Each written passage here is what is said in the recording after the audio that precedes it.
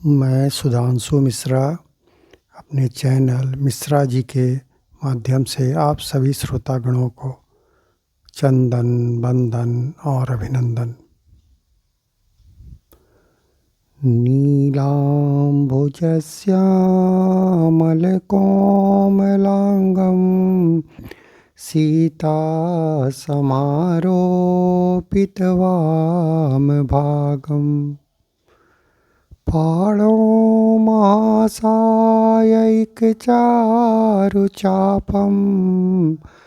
नमामि रामं रघुवंशनाथम् नमामि रामं रघुवंशनाथम्।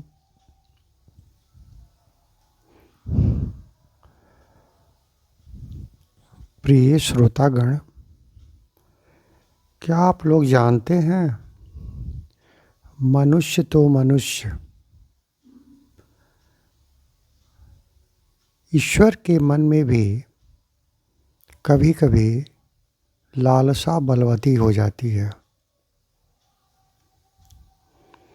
लक्ष्मी की चकाचौंध एक ऐसी चीज़ है कि किसी भी व्यक्ति को शांति से रहने नहीं देता। उसका मन लक्ष्मी विचलित कर देती हैं। सही और गलत निर्णय में बड़ी असमंजस हो जाती है।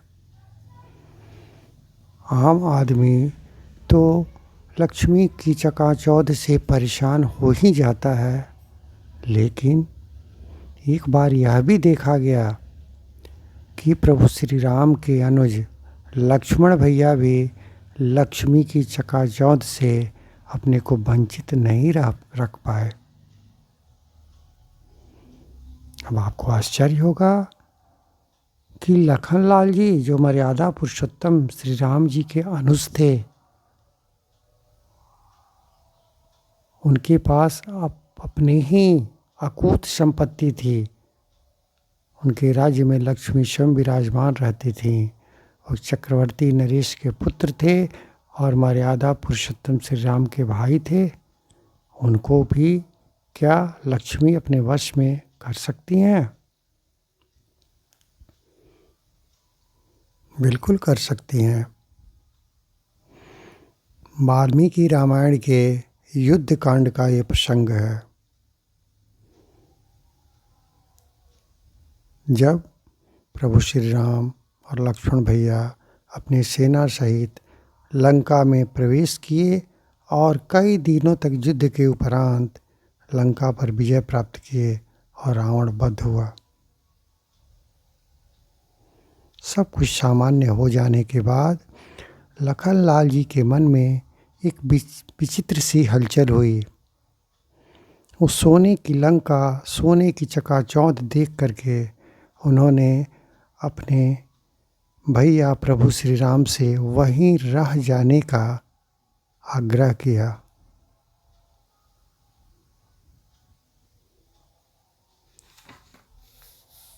प्रभु श्री राम ने अपने अनुज की भावनाओं को कद्र करते हुए बड़े ही अच्छे ढंग से समझाया और ये बताया कि लक्ष्मण, कोई भी चकाचौंध जो होती है ना, वो क्षणिक होती है, उसमें अस्थायित्व तो नहीं होता।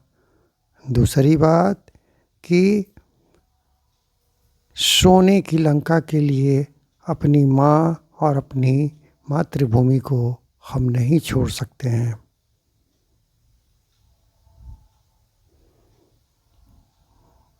वहीं पर वाल्मीकि रामायण के युद्ध कांड में ये श्लोक आता है जिसे कि राम जी के द्वारा लक्ष्मण भैया को समर्पित किया जा रहा है, बताया जा रहा है।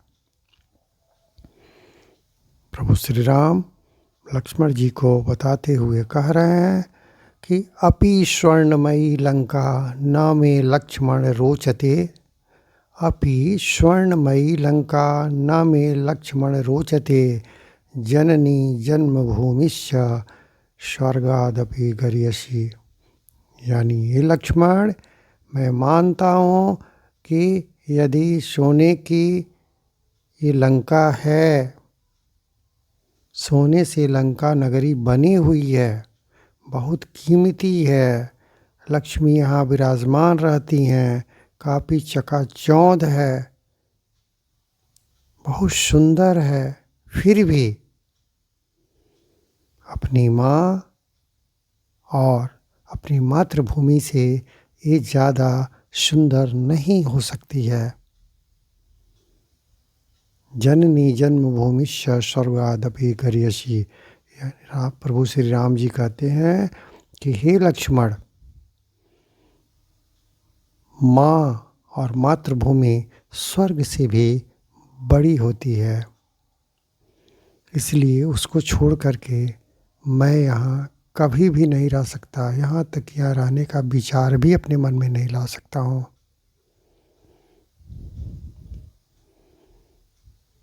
इसलिए श्रोतागण, प्रभु श्री राम इस श्लोक के माध्यम से हम सब आपको बताना चाहते हैं, चकाचौंध की दुनिया से बचें, उसमें अस्थायित्व नहीं होता।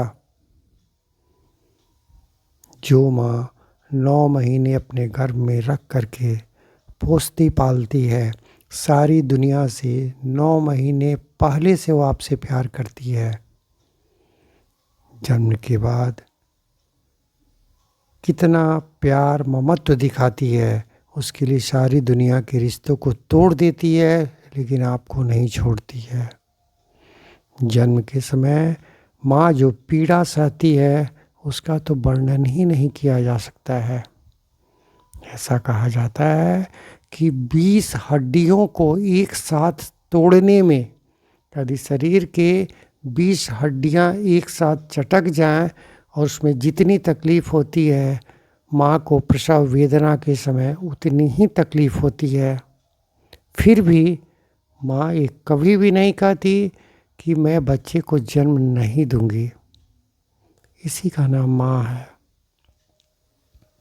जन्म के बाद भी माँ अपने दुख सुख सबको खो देती है, सबकी उलाहना प्रताड़ना शिकायत सुनती है, सहती है, लेकिन अपने लाडले को कभी भी अपनी आंखों से दूर होना पसंद नहीं करती।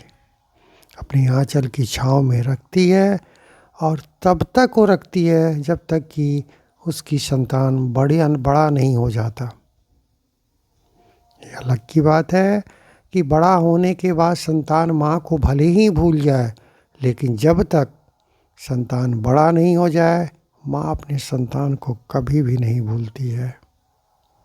उसी तरह मातृभूमि, जननी जन्मभूमि, जहाँ पर आप जिस पृथ्वी पर जन्म लिए हैं, जिस धरती पर आप जन्म लिए हैं, वो भी अपनी माँ से कम नहीं है।